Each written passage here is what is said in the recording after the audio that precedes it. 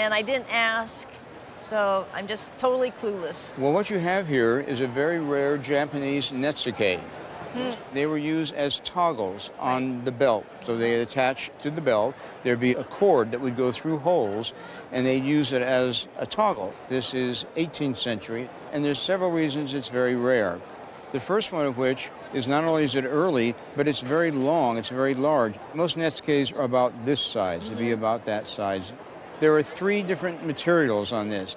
This is horn, all horn here. This is ivory, and she has little pinpoints of silver highlighting the eyes, and she's wearing a little silver bracelet. Now, obviously, ivory is a problem area now because there's bans on elephant ivory and all the poaching.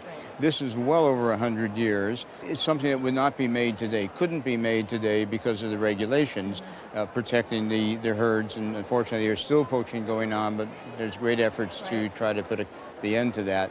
So as I say, this is very old ivory, and it's provably old ivory. It's also interesting to see how it would have been worn, the direction, because obviously it had to be a toggle that had to hold the belt. And if we move it like this, we can see that not only she has a little silver patch on her hip, but here are the entry areas at the back where the cord would go through, and then the cord would come out here. So in effect, it would have been made to be worn this way, and the legs would have come around the side. So here, this would be the front of the costume. The cords would go through, and she'd be attached like this. Now, it's also very, very unusual in that the subject matter is South Sea Islands. It's a South Sea Islands lady. It's not Japanese.